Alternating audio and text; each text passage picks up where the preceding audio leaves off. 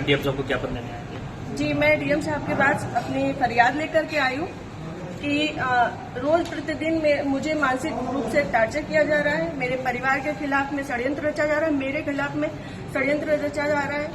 और ये षड्यंत्र के सूत्रधार जो है वो आदरणीय हमारे पूर्व सांसद सुब्रत पाठक जी, जिन्होंने हमारे गेस्ट हाउस को लेकर के हमें ये कहा कि हम भूमाफिया हैं।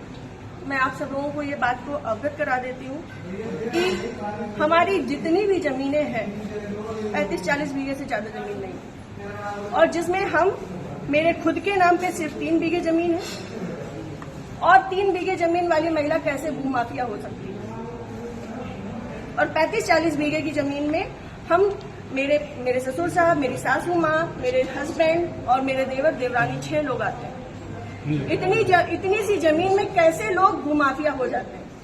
जो ये बड़ा उससे कह रहे हैं कि चपुन्ना के भूमाफिया। और रही बात मेरे गेस्ट हाउस की, राधा रानी गेस्ट हाउस की, तो आज इन्हें ये पर लग रहा है कि वो हमने सरकारी भूमि में बनाया है, अवैध जमीन पे कब्जा किया है।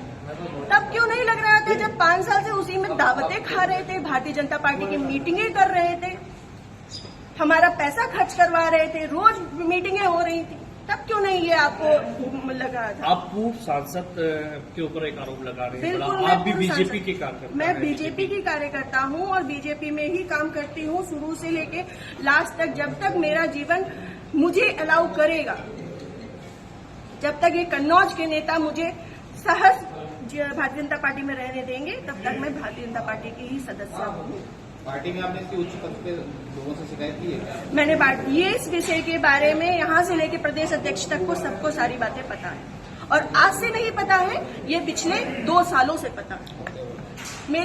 मेरे पिताजी, मेरे ससुर साहब, मेरे हस्बैंड, हम सब लोगों के लिए हत्या तक का मतलब षड्यंत्र रचा जा चुका है, और विगत के चुनाव के निर्णय के बाद ही रचा गया।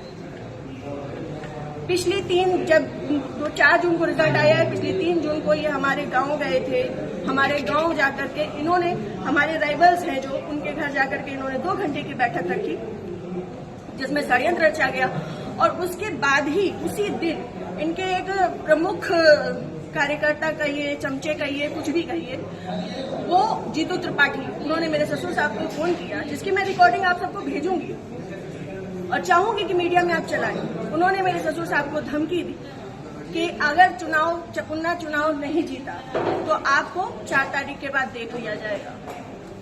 उसके बाद से ये सारा षड्यंत्र रचा गया। क्या चुनाव हरवाने में आपका भी इसलिए जाता है? मैं भारतीय जनता पार्टी तरीके से वो आरोप लगा रहे हैं क्या? वो कुछ भी कहे, वो तो ये भी कह रहे हैं कि भाई नया त्रिपाठी ने 20 लाख रुपए ले लिए थे सपा से।